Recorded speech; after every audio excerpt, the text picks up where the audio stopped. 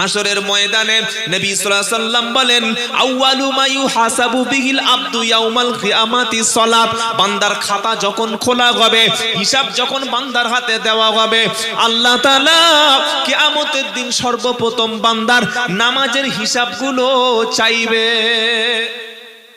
তো আল্লাহ পাক বলবে, বান্দা নামাজের হিসাবগুলো মিল করো। বান্দার জন্ম থেকে নয়, আল্লাহ পাক 15 বছর, 18 বছর, 12 বছর, 14 বছর, সাবালক হওয়া পর্যন্ত আল্লাহ বলছে, বান্দা আমি তোকে ছাড় দিয়ে রেখেছি। যেদিন বান্দা সাবালক হলো সেদিন থেকে মৃত্যু পর্যন্ত ফজরে, জোহরে, আসরে, মাগরিবে, ঈশা, দিনের মধ্যে 5 বার, আবার জুমার নামাজটা আমি আল্লাহ আগে নামাজের হিসাবটা আমার মিলিয়ে দে।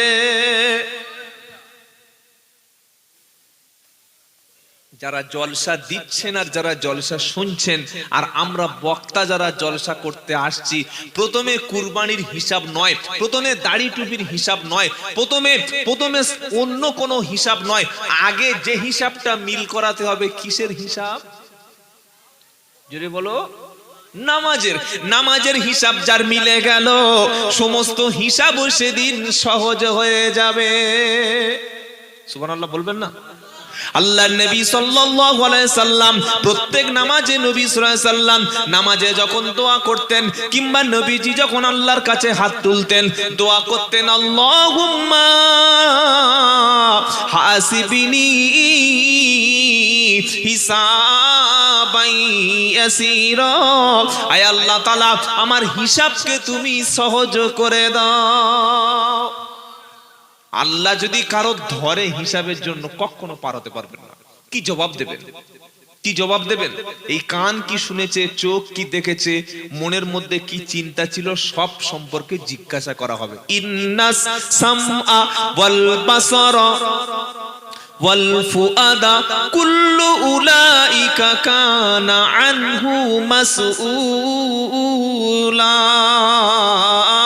15 পারা 4 পৃষ্ঠা, একদম 10 নম্বর লাইনে সূরার নাম বানি ইসরাইল। কোথায় হিসাব দেবেন? আল্লাহ বলছে, বান্দা ইন্নাস সামআ, কান দিয়ে সারা জীবন কি শুনেছো এই সম্পর্কে জিজ্ঞাসা করব। আজান হয়ে গেলে নামাজিরা আজান শুনে, বেনামাজিরা আজান শুনতে পায় না? পায় না? পায় না? 8টা 10টা 12টা হর্ন লাগানো আছে মসজিদে, বেনামাজিরা আজান শুনে ঘুম থেকে উঠে কাজে যায়। কোন লোক আছে দুপুরের আজান শুনে খাবার খেতে শুরু করে। কোন লোক আছে আজান শুনে বিকাল বেলা আসরের পরে খেলায় ব্যস্ত হয়ে যায়। কোন মুসলমান আছে মাগরিবের আজান শুনে কোন কাজে চলে যায়। আর মায়েরা সন্ধ্যার পরে আজান শুনে সব রান্না বান্নার কাজটা শুরু করে দেয়। অথচ আজান যে মসজিদে দিচ্ছে, আল্লাহ পাক শোনাচ্ছে, ইন্নাস সামআ ওয়াল বাসারা, তুমি কান দিয়ে কি শুনেছো, সারা জীবন কি শুনেছো, আমি আল্লাহ কিয়ামতের দিন জিজ্ঞাসা করব। বান্দা আজান শুনতে পেয়েছিলে? বান্দা বলবে, হ্যাঁ। আজান যখন শুনেছিলে আমার ঘরে কেন হাজিরা হলে না বলো? বান্দা জলসা শুনেছিলে? বান্দা বলবে, রব্বানা জলসা শুনতে শুনতে চুল পেকে গেছে, দাড়ি পেকে গেছে, গোঁফ পেকে গেছে, ভ্রু পেকে গেছে, শরীরের এমন কোন পশম নাই যে পেকে গেছে। আল্লাহ বলবে, বান্দা জলসা শুনে শুনে, জলসা দিয়ে দিয়ে দাড়ি পাকিয়েছিলে, গোঁফ পাকিয়েছিলে, মাথার চুল পাকিয়েছিলে, যতটা শুনেছো ততটা আমল করেছো কিনা আগে বলো। সুবহানাল্লাহ বলে বলে তো প্যান্ডেল ফেটে গেল আর বক্তাদের পকেট ফুলে গেল। কি বুঝলেন? যত জলসা বাড়বে তত লাভ কাদের হবে?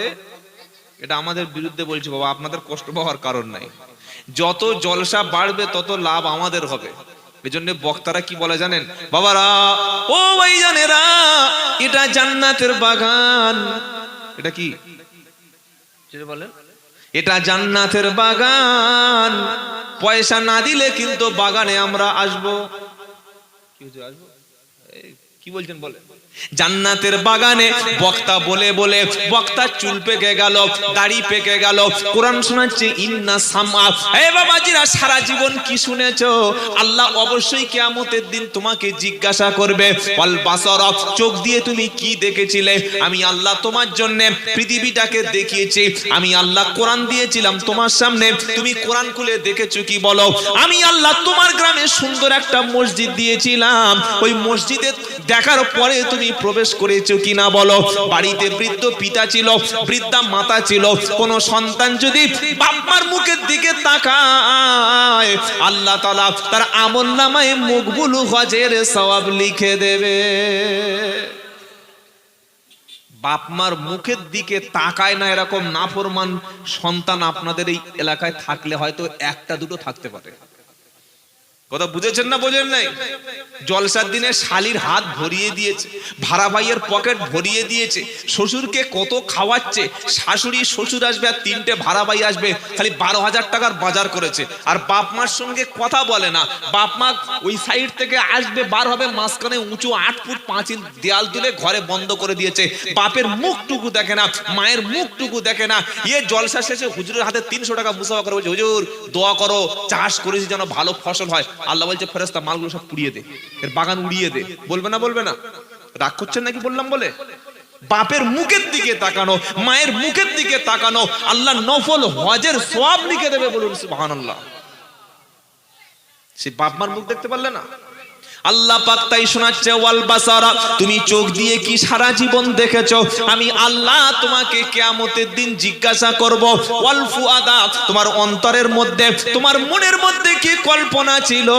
আমি আল্লাহ ওটা সম্পর্কে জিজ্ঞাসা করব।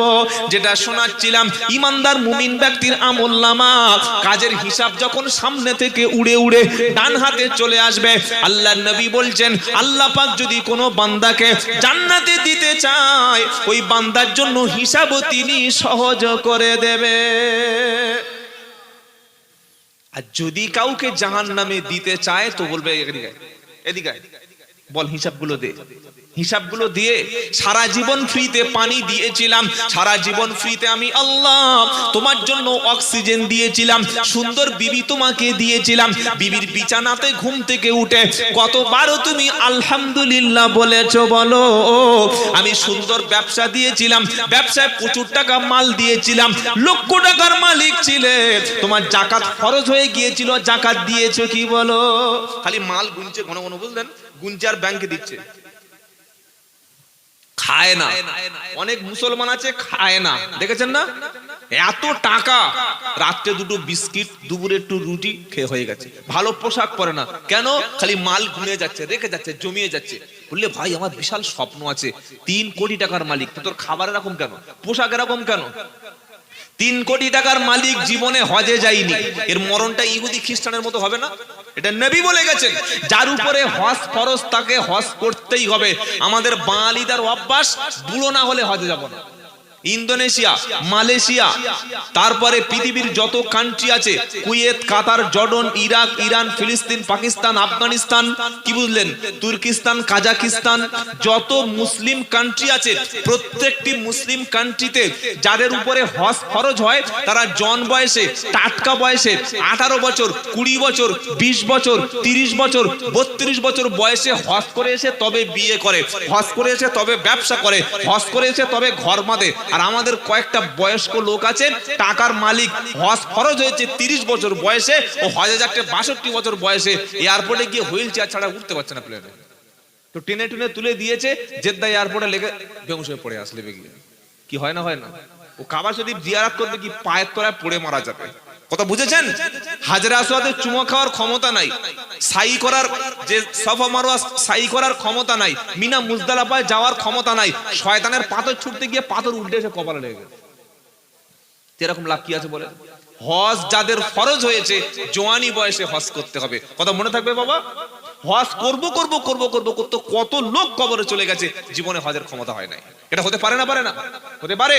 সেজন্য যাদের শারীরিক কন্ডিশন ভালো, আল্লাহ অর্থ দিয়েছে, জন বয়সে হজটা করে নেবেন ইনশাআল্লাহ। বলে ঠিক করে রেখেছে, বলছে না হুজুর এখন যদি হজ করি, হজ থেকে ঘুরে এসে কি আর দুনিয়া করতে পারবো? তার মানে লোকের বাঁশ দেবে। কথা বুঝেছেন? ও হজ থেকে ঘুরে এসে ওজনে কম দেবে, হজ থেকে ঘুরে এসে লোকের আল ঠেলবে, হজ থেকে ঘুরে এসে চায়ের দোকানে বসে দু চারটে ভালো ভালো মেয়ে যাবে ওদিকে তাকাবে, হজ থেকে ঘুরে এসে মাঝে মাঝে বিড়ি টানবে, হজ থেকে ঘুরে এসে বসে বসে তাস খেলবে। তাই ও জন বয়সে যায় না, ও জানে যাবো হজে, আসবো তার পরের দিন মরবো। কেন রে ভাই? জন বয়সে হজ, টাটকা শরীরে হজ, আল্লাহ কবুল বেশি করবে, বলুন সুবহানাল্লাহ। আল্লাহ পাক শোনাচ্ছে ফা আম্মা মান উতিয়া কিতাবাহু বিশিমালিহি। ইমানদার মুমিন ব্যক্তির কাজের হিসাবটা সামনের দিক দিয়ে যখন ডান হাতে আসবে, আল্লাহ বলবে ফায়াকুলু হা মুকরাউ কিতাবিয়া। হে বান্দা, তুমি তোমার কাজের হিসাবটা, তুমি সারা জীবন কি কি করেছিলে সবগুলি নিজে তুমি পড়ে মিল করে নাও। বান্দা নামাজ রোজা হজ যাকাত করেছিল, মিল করাবে না করাবে না? ইমানদার মুমিন ব্যক্তি আমল নামাগুলি একটা একটা করে সবগুলি যখন মিল করাবে, তার আমলের মধ্যে অতিরিক্ত এক্সট্রা কিছু আমল পাওয়া যাবে। জোরে বলেন সুবহানাল্লাহ। বান্দা বলবে আল্লাহ এই নেকি তো আমি কখনো করি নাই, এ ভালো কাজটা তো আমি জীবনে করি নাই, এ আমল করতে কে এলো বলো? আল্লাহ বলবে এই বান্দা শুনে রাখো, তুমি নামাজ পড়তে, তুমি ভালো পথে ছিলে, তোমার পিছনে কিছু নাফরমান মুসলমান চায়ের দোকানে বসে তোমার পিছনে তারা সমালোচনা করত, গীবত গিল্লা করত, তোমার নামে নিন্দা মন্দ করত। তাদের ভালো কাজগুলি আমি আল্লাহ তোমার আমলনামায় চাপিয়ে দিয়েছি, আর তোমার গুনাহগুলি তাদের দিয়ে দেখো সবগুলো জাহান্নামে পাঠিয়ে দিয়েছি। তাদের নেকিগুলি তোমার আমলনামায় চলে এসেছে। যারা তোমার গীবত করত, এগুলি সম্পূর্ণ তাদের নেকি।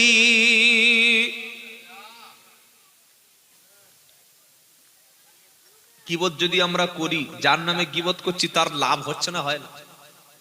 লাভ হচ্ছে না হয় না? কারোর নামে কেউ বলে কোনোদিন কারোর বদনাম করতে পারে? আবু জাহেল চেয়েছিল নবীর বিরুদ্ধে অপপ্রচার করবে, অনেক অপপ্রচার করেছে। তারা প্রথমে মুহাম্মদ সাল্লাল্লাহু আলাইহি ওয়াসাল্লামকে বলল পাগল। কি বলল? নাউযুবিল্লাহ বলবেন না? ওয়াকালু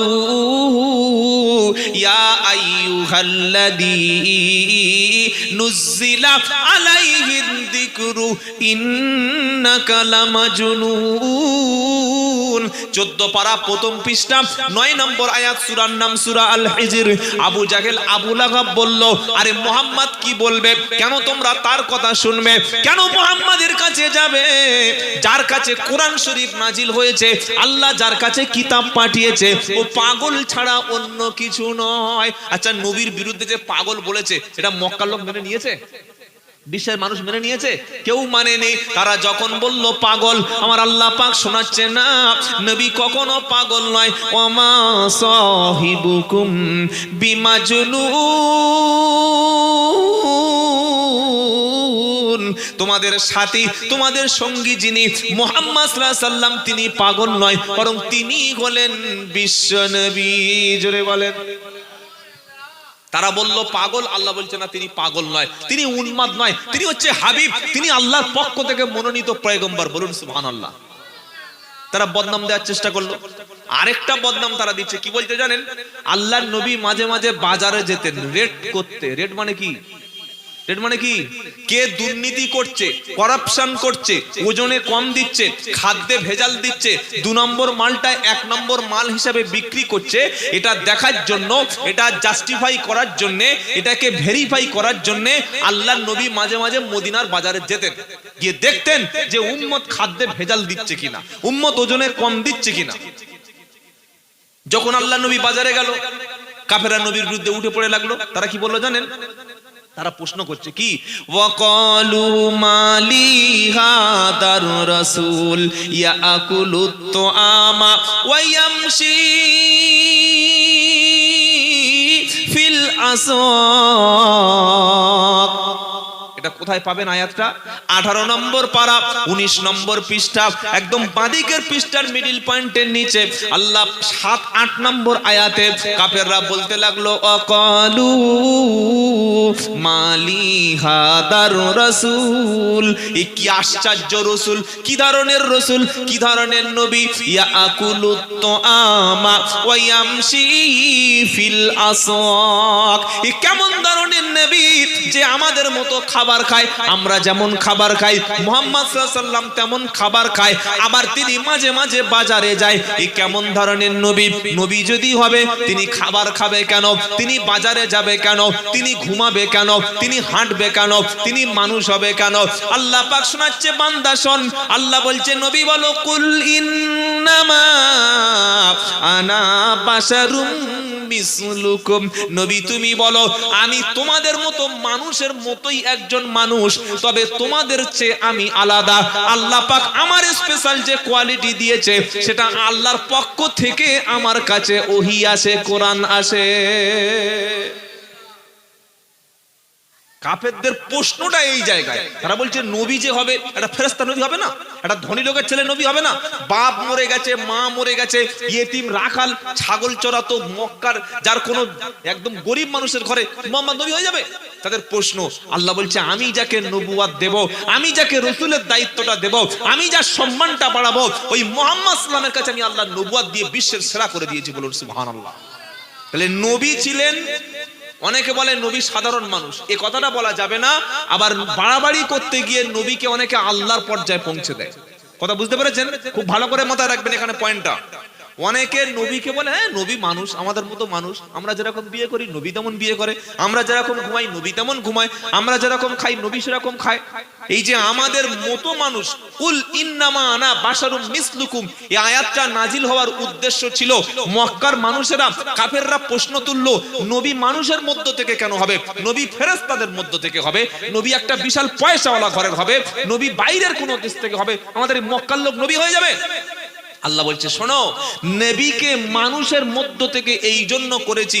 আচ্ছা ফেরেশতারা খায় না ঘুমায়, আপনারা বলেন ফেরেশতাদের খাওয়া আছে? ঘুম নাই, তাদের বিয়ে নাই, কষ্ট নাই, দুঃখ নাই, চিন্তা নাই, চেতনা নাই, ডিপ্রেশন নাই, টেনশন নাই, তাদের কোনো চিন্তা ভাবনা নাই, কিচ্ছু নাই। তো মানুষ যদি না হবে মানুষের কষ্টটা কি করে বুঝবে? মানুষ যদি না হবে বিয়ে কেন করবে? মানুষ যদি না হবে স্ত্রীর কি সমস্যা এটা কিভাবে বুঝবে? এই জন্য আল্লাহ নবীকে মানুষের মধ্য থেকে দিয়েছে যাতে সংসারের কষ্টটা বুঝতে পারে, যাতে বাপ মা মরে গেলে ইতিমের যন্ত্রণাটা বুঝতে পারে, যাতে স্ত্রী বিচ্ছেদ হয়ে গেলে, স্ত্রী মারা গেলে কি কষ্ট হয় সেটা বুঝতে পারে, যাতে মানুষের মধ্য থেকে মানুষকে আল্লাহ নবী করে এই জন্য পাঠিয়েছেন। মানুষের সমস্যা মানুষ বুঝবে, মানুষের সমস্যা জিনেরা বুঝবে না, মানুষের সমস্যা ফেরেশতারা বুঝবে না। মানুষ যাতে মানুষের সমস্যা বুঝতে পারে এই জন্য আল্লাহ মানুষদের মধ্য থেকেই নবী করে পাঠিয়েছেন। সেজন্য নবী বলেছে আমি তোমাদের মতোই মানুষ, তবে তোমার আর আমাদের পার্থক্য হচ্ছে আল্লাহর পক্ষ থেকে আমার কাছে ওহী আসে, কোরআন আসে, যেটা তোমাদের কাছে আসে না। জোরে বলুন সুবহানাল্লাহ। তোমরা ভুল করতে পারো, তোমরা গুনাহ করতে পারো, কিন্তু নবীরা কোনো গুনাহ করতে পারে না। নবীরা হলেন আম্বিয়া আলাইহিমুস সালাম, হলেন সবাই বিগুনাহ মাসুম। বলুন সুবহানাল্লাহ। আমরা ভুল করতে পারি না? পারি না। যত বড় ধরনের বক্তা হোক আর যত বড় ধরনের মুফতি সাহেব হোক, তার দ্বারায় গুনাহের কাজ হতে পারে, কিন্তু নবীদের কাছে, নবীদের দ্বারায় কোনো গুনাহ হবে না, কারণ নবীদেরকে শয়তানের হাত থেকে আমার আল্লাহই হেফাজত করেছেন। জোরে বলুন সুবহানাল্লাহ। সাধারণ মানুষ আর নবীদের মধ্যে পার্থক্য বুঝতে পারছেন? পাচ্ছেন না? পাচ্ছেন না? আমরা যখন কথা বলি নিজের ইচ্ছে মতো খেয়াল খুশি কথা বলি, বলি না? কথা বলতে বলতে বানোয়াট কথা বলে ফেলি, ভুল কথা বলে ফেলি, আজে বাজে রাগের মাথায় বাজে কথা বলি, আবার পরে ভাই ভুল হয়ে গেলে ক্ষমা করে দাও, এটা বলি না? বলি না? যত বড় ধরনের বক্তা আসে দেখবেন বক্তব্য করে যাওয়ার সময় ওমা আলাইনা ইল্লাল বালাগ এটা বলে লেপে যাওয়ার সময় বলছে ভাই আমি তো মানুষ, কথা বলতে গেলে যদি কোনো ভুল হয়ে থাকে ক্ষমা করে দাও। এটা দামি দামি 10,000 20,000 30,000 টাকার বক্তা বলে না? বলে না? নাকি বক্তা বলে বাবা যা বলেছি সঠিক বলেছি, আমার কথার মধ্যে কোনো ভুল নাই, যা বলেছি 100%? কোন বক্তা বলতে পারবে? ভুল আছে, কিন্তু নবীদের কথার মধ্যে কোনো ভুল নাই। সুবহানাল্লাহ বলতে ইচ্ছা করে না? কেন ভুল নাই? কারণ নবীরা যে কথাটা বলেন কার নির্দেশে? মা ইয়ান্তিকু আনিল হাওয়া ইন হুয়া ইল্লা ওয়াহয়ু ইউহা। 27 পারা সূরা নাজমের 1 নম্বর লাইনে 2 থেকে 4 নম্বর আয়াতে আল্লাহ পাক শোনাচ্ছে, আমার নবী যখন কথা বলে নিজের থেকে মন গড়া কোনো কথা বানিয়ে কথা বলে না। আমি আল্লাহ যেটা বলতে বলেছি আমার নবী সেই কথাটা সমাজে বলে। জোরে বলেন। 2 নম্বর, ওয়ালাউ তাকাওয়ালা আলাইনা বাদাল আকাবিল লা আখাযনা মিনহু বিল ইয়ামিন সুম্মা লাকাতানা মিনহুল ওয়াতিন ফামা মিনকুম মিন আহাদিন আনহু হাজিজিন। 29 পারা সূরা হাক্কার মধ্যে আল্লাহ পাক শুনিয়ে দিচ্ছে, এই বান্দা শুনে রাখো, তোমরা কথা বলতে বলতে আজে বাজে বলে ফেলো, অতিরিক্ত বলে ফেলো, আষাঢ়ে গল্প বলে ফেলো, মিথ্যা কথা বলে ফেলো, কিন্তু আমার নবী যদি নিজের নামে কোনো কথা কোরআন বলে চালিয়ে দিত, আমার নবী বানিয়ে কোনো কথা আল্লাহর নামে চালাতো, লা আখাযনা মিনহু বিল ইয়ামিন, আমি আল্লাহ নবী মুহাম্মাদের হাতটাকে চেপে ধরতাম। সুবহানাল্লাহ বলছেন না যে? আচ্ছা, আমার কথা আপনাদের বোঝাতে পারছি? নবী আর সাধারণ মানুষ, আল্লাহর রাসূল আর সাধারণ মানুষের পার্থক্যটা আগে বুঝেন। এইটা আগে আপনাকে বুঝতে হবে। অনেকে 2 রকম কথা আমি একটু আগে বলেছি। একটা, কিছু মানুষ বলছে নবী তো আমাদের মতোই মানুষ, এরকম বলে না? বলে। আবার কিছু কিছু বলে, এই খবরদার, নবীকে মানুষ বলবি না, নবী মানুষ নয়। তো কি না, নবীকে এত বাড়াবাড়ি নবীর সম্পর্কে করে আল্লাহর সমপর্যায় পর্যন্ত পৌঁছে দেয়। কাকে? খ্রিস্টানেরা আল্লাহর নবী ঈসা আলাইহিস সালামকে তারা বলছে, খ্রিস্টানেরা কি বলেছে ঈসা আলাইহিস সালামকে? আল্লাহর কি বলেছে? পুত্র। নাউজুবিল্লাহ বলবেন না? খ্রিস্টানেরা ঈসা নবীকে বাড়াতে বাড়াতে বাড়াতে বাড়াতে আল্লাহর পুত্র বানিয়ে দিয়েছে। উজায়ের বলে একটা নবী ছিল, উজায়ের, এই উজায়ের আলাইহিস সালামকে তারা ইহুদিরা বাড়াতে বাড়াতে বাড়াতে আল্লাহর পুত্র সমকক্ষ করে দিয়েছে। বলুন নাউজুবিল্লাহ। কিন্তু আমাদের নবীকে আল্লাহর পরেই পৃথিবীতে যার মর্যাদা, তিনি কে? বিশ্ব নবী মুহাম্মদ মুস্তাফা সাল্লাল্লাহু আলাইহি ওয়াসাল্লাম। সুতরাং নবীকে আল্লাহ বলছেন, বলুন যে তুমি মানুষের মতো মানুষ, রক্ত মাংসের মানুষ, কিন্তু তোমার ক্যারেক্টার, তোমার চরিত্র, তোমার দাওয়াত, তোমার আচরণ, এটা কোনো মানুষের সমতুল্য নয়। এটা স্বয়ং আমি আল্লাহ তোমাকে কন্ট্রোল করি। বলুন সুবহানাল্লাহ। আল্লাহ এখানে কি বলছে? ওয়ালাউ তাকাওয়ালা আলাইনা বাদাল আকাবিল, আমার নবী নিজের থেকে মন গড়া কোনো কথা যদি কোরআনে চালিয়ে দিত, লা আখাযনা মিনহু বিল ইয়ামিন, আমি আল্লাহ নবীর ডান হাতকে চেপে ধরতাম, সুম্মা লাকাতানা মিনহুল ওয়াতিন, আমি নবীর ধমনীকে, কণ্ঠশিরাকে টেনে ছিঁড়ে ফেলে দিতাম। আর তারপর কি? ফামা মিনকুম মিন আহাদিন আনহু হাজিজিন, আমার হাত থেকে বিশ্ব নবীকে কখনো কেউ বাঁচাতে পারতো না।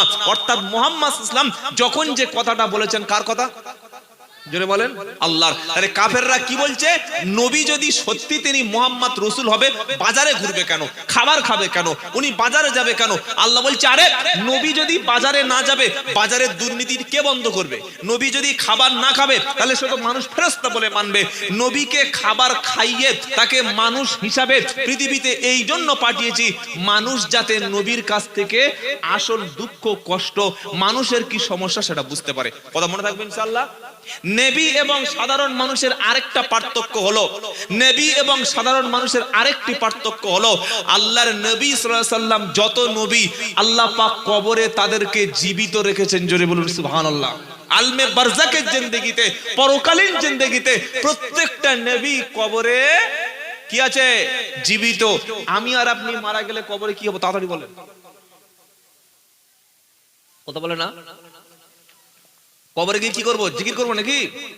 খালি রেখে একবার 6 মাস পরে কবরটা খুলে দেখবেন, শরিয়াতে কবর খোলা জায়েজ নাই। যদি শরিয়াতে কবর খোলাটা জায়েজ হতো, আমাদের যা চরিত্র, আমরা যা মানুষ, আমরা লোকের যা ক্ষতি করে বেড়াচ্ছি, সমাজে যা হিংস্র চেহারা, আমাদের যা আচরণ, বিবির সাথে, বাচ্চার সাথে, ভাইয়ের সাথে, আমাদের যা কথাবার্তা, ধার চরণ, 3 মাস 4 মাস দূরের কথা, 1 সপ্তাহ পরে যদি কবর খোলা শরিয়াতে জায়েজ হতো, কবরটা খুলে বুঝতে পারতেন যে মালটা কিরকম ভিতরে আছে। খালি হাড় হাড্ডি ছাড়া কিছু পাওয়া যেত না, এরকম চরিত্র। অথচ আল্লাহর নবী বললেন, যারা খাঁটি মুমিন ইমানদার শহীদ ব্যক্তি, এবং জুমার দিন যদি কেউ মারা যায়, আল্লাহ পাক তার লাশকে কবরে অক্ষত রেখে দেবেন। বলুন সুবহানাল্লাহ। কথা কিছু বোঝা গেছে বাবা? ইট যদি পাছায় পুড়িয়ে ইট করে মাটির মধ্যে 3 বছরও রেখে দেওয়া যায়, মাটিটা খুললে ইট পাওয়া যাবে না মাটি পাওয়া যাবে? ইট পাওয়া যাবে। আর ইটটাকে যদি পোড়ানো না হয়, কাঁচা ইট মাটির সঙ্গে মিশিয়ে মাটির মধ্যে দিলে কিছু পাওয়া যাবে? কিছু পাওয়া যাবে? নবীদেরকে আল্লাহ কবরে জীবিত রাখেন, কিন্তু আমাদের মৃত্যুর পরে আর কোনো ক্ষমতা থাকে না। এটাই সাধারণ মানুষ এবং নবীদের মধ্যে আরেকটি পার্থক্য। নবী এবং সাধারণ মানুষের আরেকটি পার্থক্য হলো, নবীদের কাছে আল্লাহর ফেরেশতা জিবরাইল আসে। সুবহানাল্লাহ বলে। আমাদের কাছে কে আসে? জিবরাইল আসে? জিবরাইল আসে?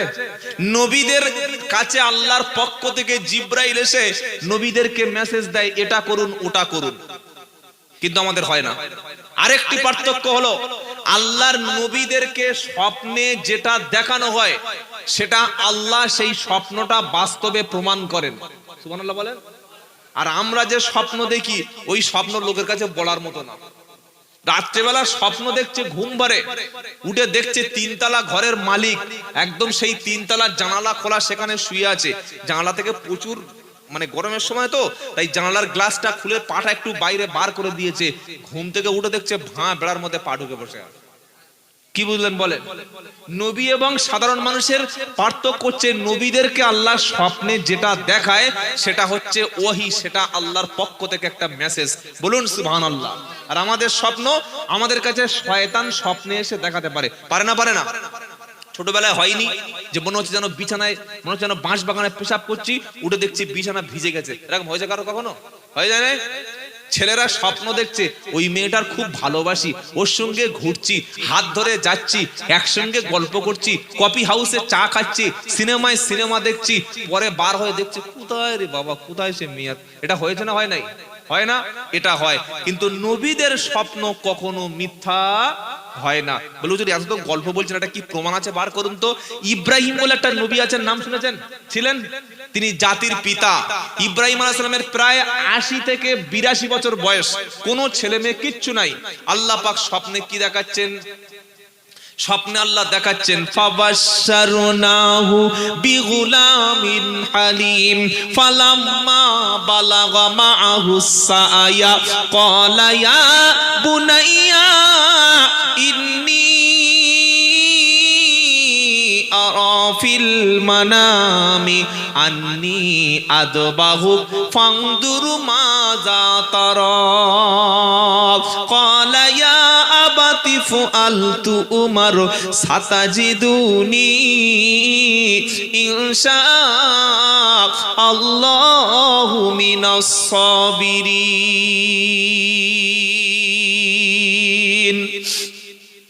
23 পারা সূরা সফফাতের 100 নম্বর আয়াতে আল্লাহ পাক শোনাচ্ছেন, নবী ইব্রাহিম আলাইহিস সালাম আল্লাহর কাছে বলছেন, আল্লাহ আমাকে একটা নেক সন্তান দান করো।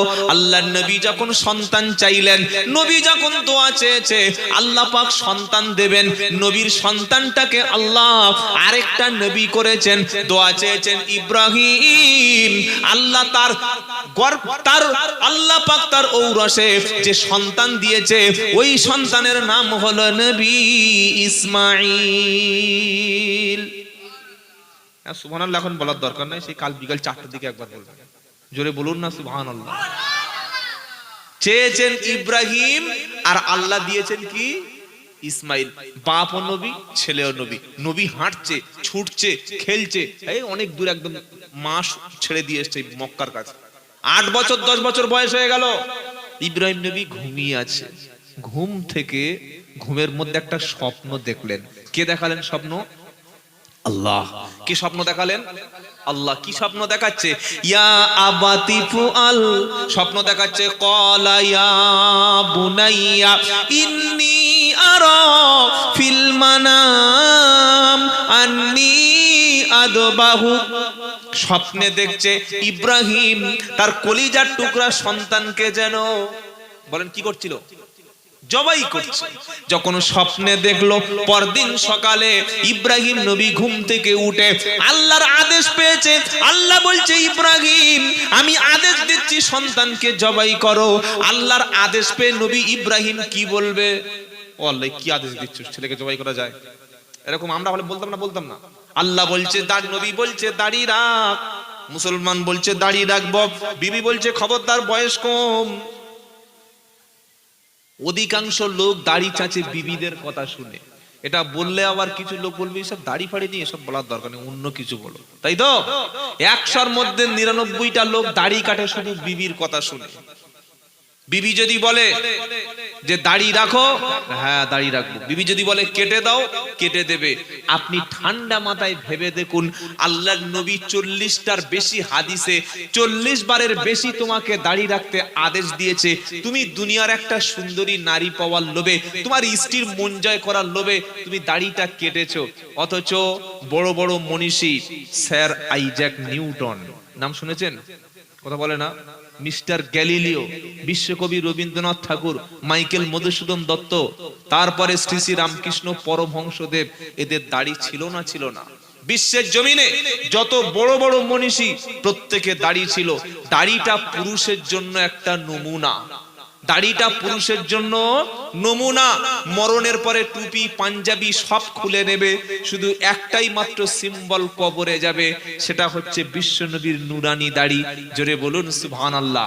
পৃথিবীর সব মানুষ যদি একদিকে থাকে, নবী যেখানে বলেছে তুমি এই কাজটা করো, মোমেন কখনো নবীকে অপমান করে বিবিকে খুশি করতে পারে? আপনারা কি বলছেন বলেন?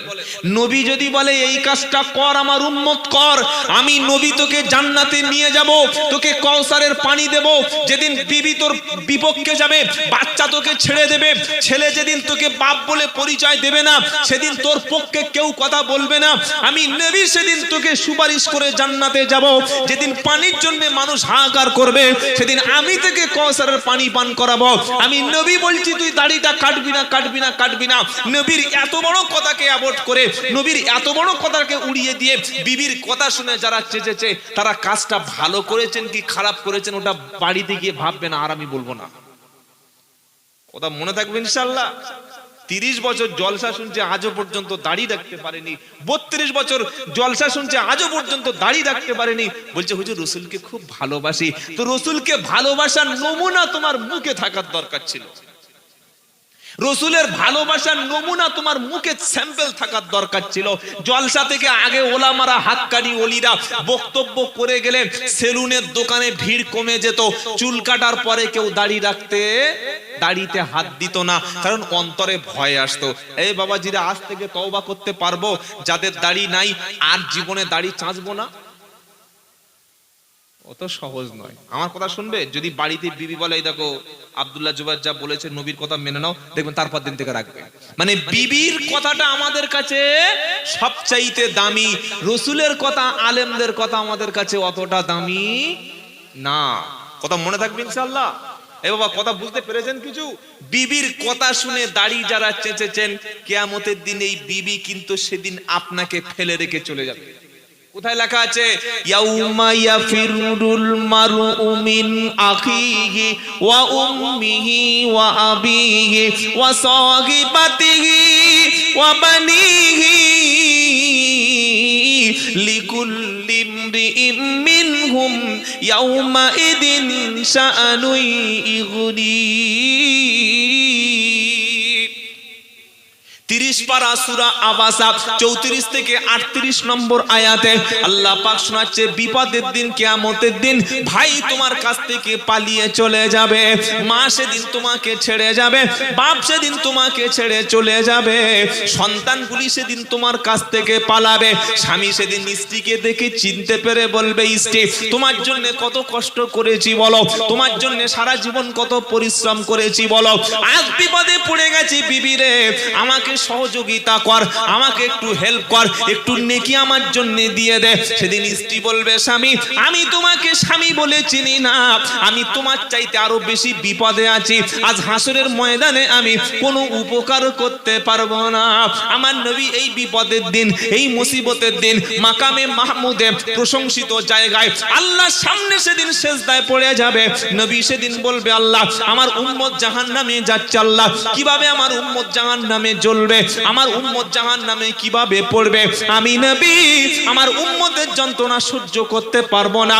আল্লাহ পাক বলবে হাবিব গো চিনে নাও কে কে তোমার উম্মত আছে, হাবিব তুমি মাথা তোলো, আজকে কিয়ামতের দিন তোমার চোখে পানি দেখতে চাই না, তুমি যাদের জন্য সুপারিশ করবে আমি আল্লাহ তোমার সুপারিশ কবুল করব। নবী উম্মতকে কি দেখে চিনবে? আম্মা জান আয়েশা সিদ্দিকা বললেন হে আল্লাহর নবী মুসা নবীর উম্মত থাকবে, ঈসা নবীর উম্মত থাকবে, দাউদ নবীর উম্মত থাকবে, সুলাইমান নবীর উম্মত থাকবে, আপনার উম্মতকে কি দিকে চিনবেন? আমার নবী সেদিন বললেন হে আয়েশা শুনে রাখো 100 কালো ঘোড়ার মধ্যে যদি একটা সাদা কপালওয়ালা ঘোড়া থাকে অবশ্যই সাদা ঘোড়া কি চিনতে পারা যাবে। আমার উম্মত যারা হবে তাদের চেহারায় নূর থাকবে, প্রতিদিন আমার উম্মতের নামাজের আগে যে 5 বার করে ওযু করে তাদের মুখে নূর থাকবে, হাতে নূর থাকবে, চেহারায় নূর থাকবে, ওই নূর দেখে আমি আল্লাহর নবী আমার উম্মতকে না নিয়ে কখনো জান্নাতে যাব না।